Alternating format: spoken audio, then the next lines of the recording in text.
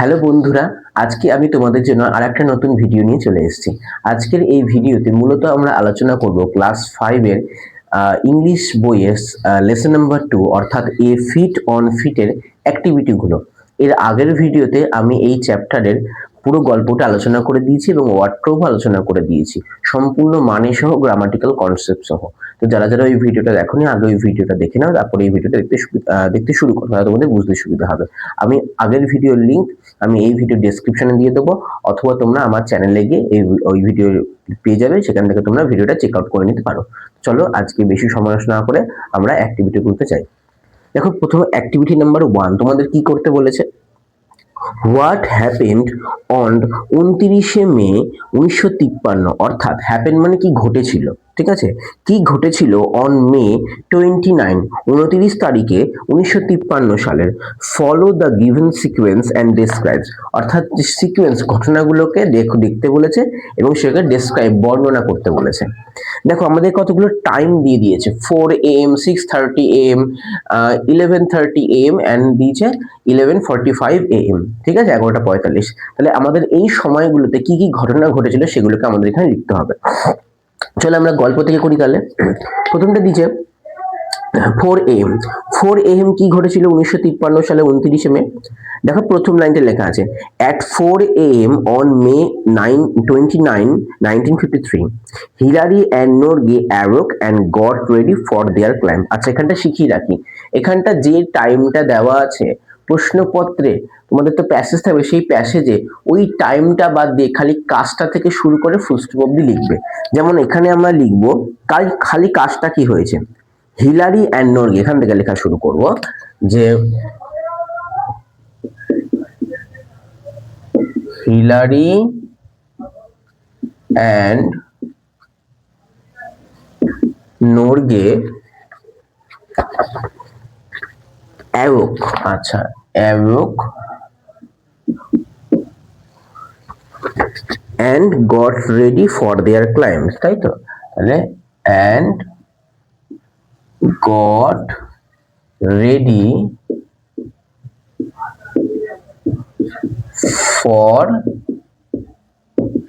their climb। ওকে, হয়ে গেল। আচ্ছা, সেকেন্ড ডেটটা 6:30 AM। 6:30 AM কি হয়েছিল, টাইমটা কোথায়, এই যে the to man left the camp at 6:30 AM। তাহলে দেখো টাইমটা দেওয়া আছে, খালি কাজটা লিখবো, কি কাজ, the to man left the camp, তাহলে লিখবো the to man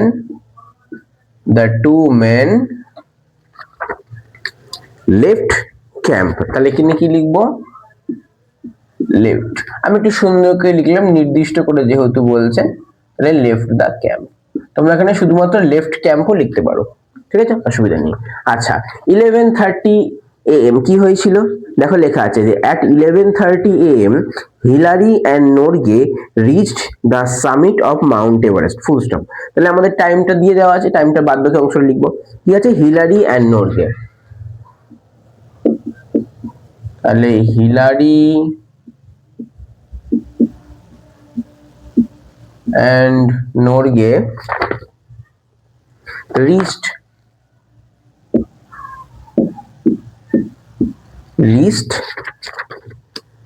the summit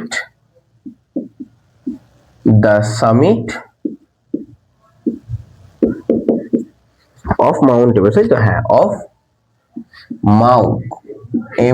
Mount Everest। ওকে, বুঝতে পেরেছো। আচ্ছা, তারপরে আমরা করছি 11:45 AM, 11:45। 11:45 কি হয়েছিল, এখানে তোমরা কনফিউজ হবে, এখানে তো গল্পের মধ্যে কোথাও 11:45 দেওয়া নেই। দেখো ভালো করে বুঝে নাও কি বলছে। প্রথম কথা কি বলছি আমরা, 11:30 হিলারি এবং নর্গে টপে উঠেছিল, তাই তো, ভালো করে মনে করো, আমরা গল্পের মধ্যে কি পড়েছি, হিলারি এবং নর্গে ওই টপে ওঠার পর মাত্র 15 মিনিট ছিল, তাই তো। তাহলে আমি যদি 30-এর সঙ্গে যদি 15 যোগ করি তাহলে কত হচ্ছে, 45। তাহলে দেখো 45, তাহলে 15 মিনিট এটা, তাই তো। তাহলে 15 মিনিট পর বা 11:35 কি হয়েছিল, তারা নেমে এসেছিল না, তাহলে লাইনটা কোথায়, দেখো এই দেখো কোথায় গেল, এই যে when their 15 minutes were up, Hillary and Norge made their way back down the mountain. তাহলে 15 মিনিট কি নিচে নেমেছে, তাহলে সিম্পল লাস্টের লাইনটা লিখে দেবো খালি সময়টা বাদ দিয়ে। এই যে when their 15 minutes were up, এই টাইমটা বাদ দিয়ে বাদ বাকিটা আমরা ফুল স্টপ দিয়ে লিখে দেবো। কি আছে, Hillary and Norgay, Hillary and Norge made their way back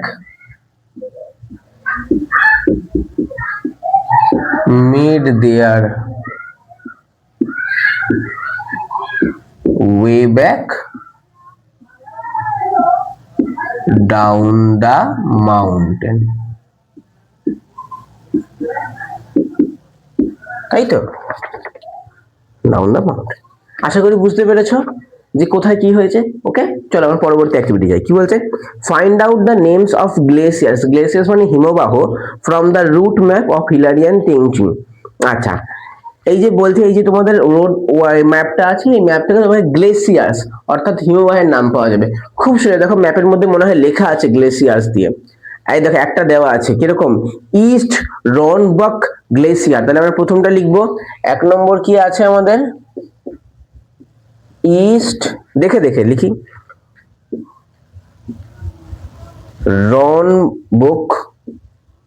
Rongbuk glacier. করিনি পিকো, হ্যাঁ ভিডিওতে আসে। এখানে চলে। আচ্ছা, 2 নম্বর কি বলছে, 2 নম্বর এই যে খুম্বু গ্লেসিয়ার। এই দেখো খুম্বু, এই দেখো খুম্বু গ্লেসিয়ার, দেখতে পাচ্ছ। তাহলে কি লিখবো, খুম্বু,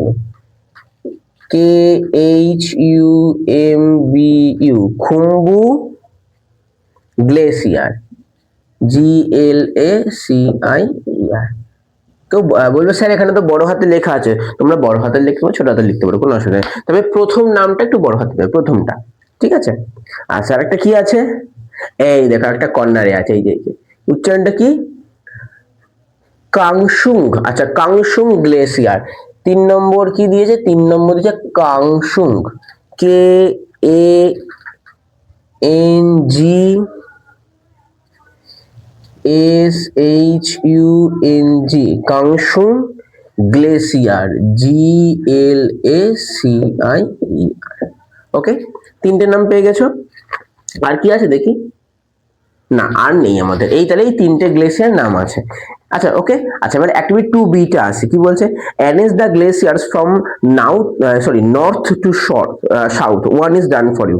আচ্ছা, তাহলে বলছে নর্থ থেকে সাউথ, নর্থ মানে কিন্তু আমাদের উত্তর দিক, সাউথ মানে কিন্তু দক্ষিণ দিক, গোলাবে না কিন্তু।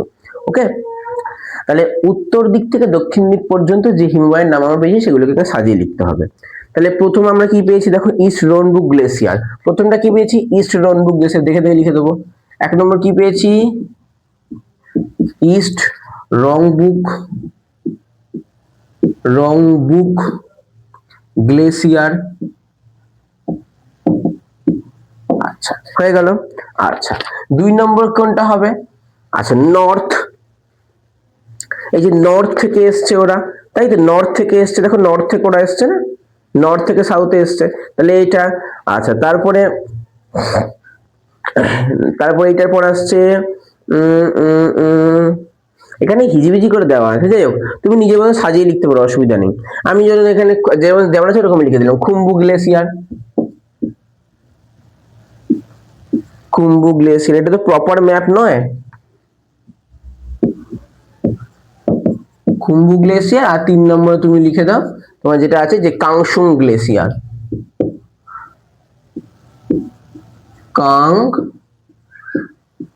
কাংসুং গ্লেসিয়ার হয়ে গেল। ওকে, আশা করি এতটা পেরেছো। এবার আমরা অ্যাক্টিভিটি 3 করব, চলো ঝট করে নিই। আচ্ছা, তোমরা দেখতেই পাচ্ছ আমি তোমাদের সামনে অ্যাক্টিভিটি 3টা টুকে দিয়েছি। আর চলো দেখ করি। আমরা কি করতে দিয়েছে, আমাদের প্রশ্ন উত্তর করতে দিয়েছে, তাই তো। 4টে প্রশ্ন উত্তর লিখতে হবে। আমি তোমাদেরকে প্রশ্ন উত্তর লেখাও শিখিয়ে দেবো, আর এমন ভাবেই শেখাবো তোমরা নিজেরাও শেখাতে পারবে। দেখো প্রথম প্রশ্ন, who was the leader of the British expedition of 1953। আচ্ছা, এখানটা না সব থেকে ভালো তোমরা এখানটা ইন লেখো, ঠিক আছে, এখানটা ইন লেখো, কারণ সাধারণত সালের আগে ইন প্রিপোজিশনটাই ইউজ করা হয়, ঠিক আছে। বলছে কে ছিল leader of the British expedition in 1953, অর্থাৎ 1953 সালে যে ব্রিটিশ এক্সপিডিশন হয়েছিল, ইংরেজ অভিযান হয়েছিল, সেখানকার লিডার কে ছিল? তাহলে বলো কে ছিল, বলো। দেখো একদম আমরা পুরো গল্পটার প্রথমেই পড়েছি, এই যে colonel John Hunt led the expedition, তাই তো, এই যে তাহলে আলাদা করে কি আছে, যাক দেখো তাহলে কি বলছে, colonel John Hunt led the expedition, তাহলে লেড করছে, পরিচালনা করছে, তাহলে কে পরিচালনা করে? যে লিডার হয় সেই তো লিড করে, তাই তো, সেই তো লিড করে, লিডের পাস্ট টেন্সে লেড লিখেছে, তাহলে সেই তো করে, তাই তো, বুঝতে পারছো? তাহলে এখানে কি হবে দেখো, শিখে রাখো, যদি হু দিয়ে প্রশ্ন থাকে, কি বললাম, যদি হু দিয়ে প্রশ্ন থাকে তাহলে হু এর জায়গায় আমরা উত্তরটা লিখব, ঠিক হু এর পর থেকে যা আছে পুরোটা আমাদের দেখে দেখে বসিয়ে দিতে হবে, একদম ইজি। তাহলে হু এর জায়গায় কি উত্তরটা লিখি, তাহলে তাহলে উত্তরটা কি, কর্নেল, বানানটা কি, colonel, colonel John, JOHN, John Hunt, তারপরে যা আছে এখানে was the leader of the British expedition in 1953, দেখে দেখে লিখে দিই, was the leader of the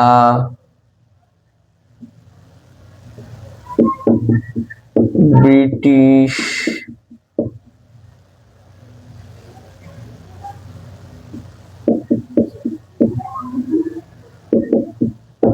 expedition in 1953, okay, চলো বুঝতে পারলে। এবার দ্বিতীয়টা, how many climbers were chosen for the expedition, বলছে হাউ মেনি ক্লাইম্বার্স, কতগুলো পর্বতারোহীকে ওয়ার চোজেন, নির্বাচন করা হয়েছিল, ফর দ্য এক্সপিডিশন, অভিযানের জন্য, অভিযানের জন্য মোট কতগুলো ক্লাইম্বার্স, কতগুলো পর্বতারোহীকে নির্বাচন করা হয়েছিল, বলো।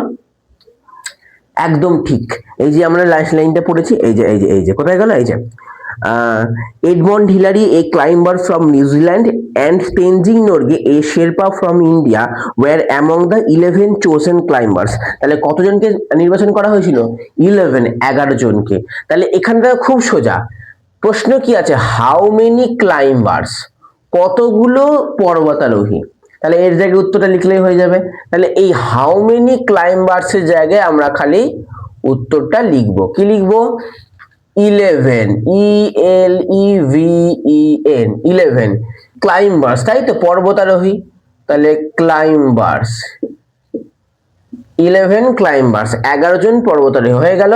ওয়্যার থেকে শুরু করে এত দূর দেখে দেখে লিখে দেব, ওয়্যার chosen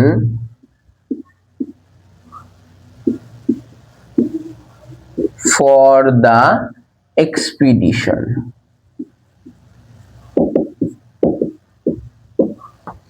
হয়েছে, বুঝতে পেরেছো? আচ্ছা 3 নম্বরটায় আসি, 3 নম্বরটা কি দিয়েছে,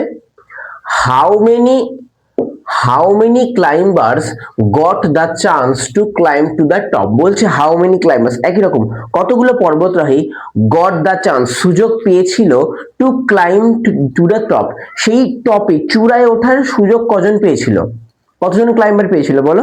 এই দেখো এটার উত্তর আছে, আমি যদি গল্পটা ভালো করে পড়ি তাহলে আমরা উত্তরটা পাবো। দেখো, out of all the climbers on the expedition only 4 would get a chance to make an attempt to reach the summit, অর্থাৎ only 4, শুধুমাত্র 4 জন, ওই 11 জনের মধ্যে থেকে শুধুমাত্র 4 জন সুযোগ পেয়েছিল উপরে ওঠার, তাই তো। ফার্স্ট টিমে কে ছিল, টম বোর্ডিলার, আর সেকেন্ড চার্লস ইভান্স, বইয়ের চা, আর সেকেন্ড টিমে ছিল এডমন্ড হিলারি, তেনজিং নোরগে, তাই তো। তাহলে 4 জন পেয়েছিল না, তাহলে আমরা খাই লিখবো, দেখো হাউ মেনি ক্লাইম্বার্স, এইটার মতনই, তাহলে হাউ মেনি জায়গায় উত্তরটা লিখে দিই, কি হবে, শুধুমাত্র 4, তাহলে only 4, তো বলবে স্যার আমি কি এখানে শুধুমাত্র 4 লিখতে পারি না, লিখতে পারো, কিন্তু আমাদের কি শুধুমাত্র 4, অনেকজনের মধ্যে থেকে বলছে তো শুধুমাত্র 4, ওই কারণে only 4 লেখাটাই ঠিকঠাক, ভালো, only for তারপরে climbers যা আছে দেখে দেখে লিখে দেবো।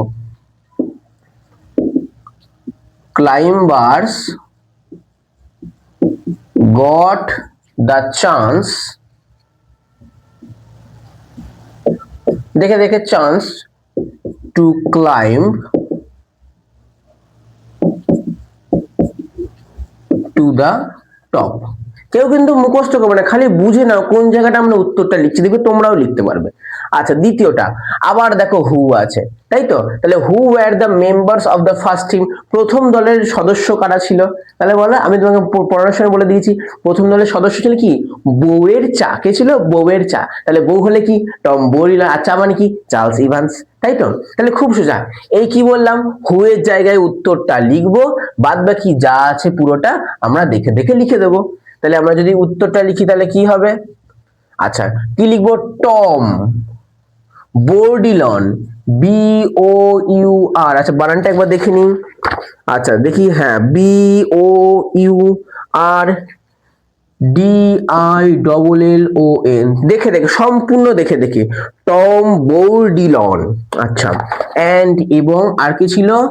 চা ছিল, তাই তো? মানে চার্লস,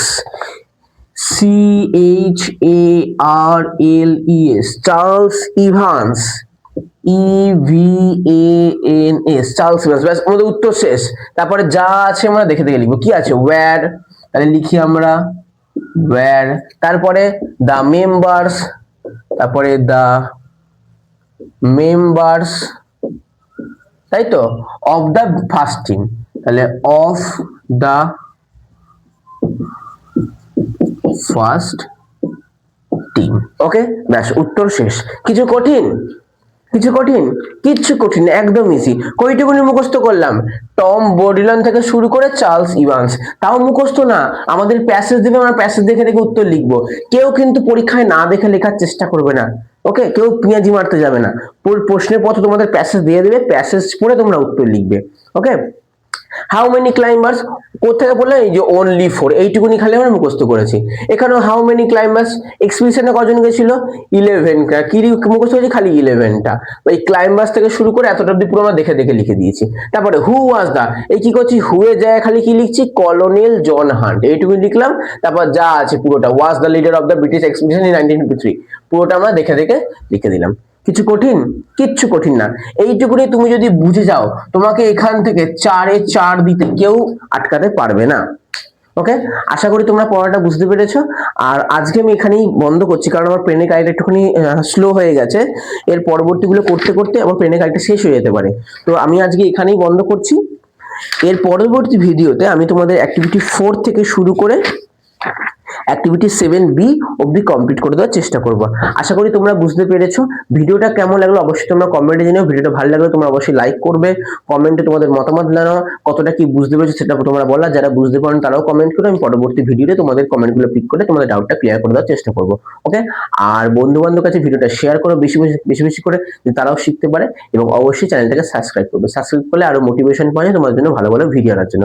আজকের জন্য আপনাদের দেখা হচ্ছে পরবর্তী ভিডিওতে। Thank you.